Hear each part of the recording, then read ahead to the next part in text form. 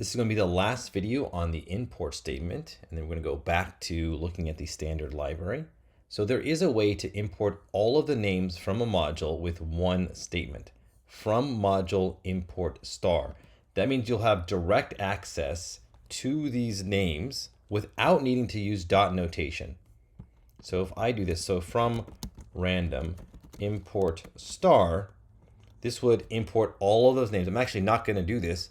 It's not, I don't recommend you do this, and most people will also agree that this is not a recommended way to use the libraries.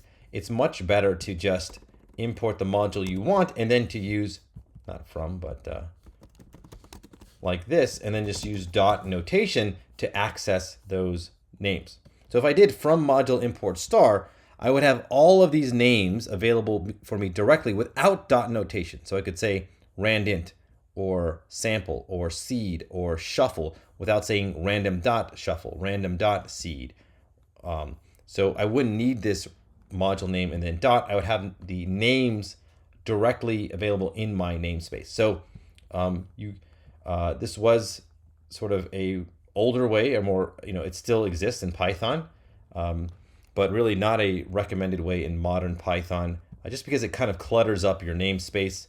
It's sort of like going into the library and just pulling out all the pages in the book and just spreading them all out so you can more easily have access to them. But it doesn't. It just makes it more difficult to understand where they're coming from when you're reading the actual code. For me, I like to know that, okay, so if I'm calling this Gauss function, well, I know it's from the random module because I see random.Gauss. So it's a little easier traceability. So this really is not recommended. I just wanted to show it because it does exist.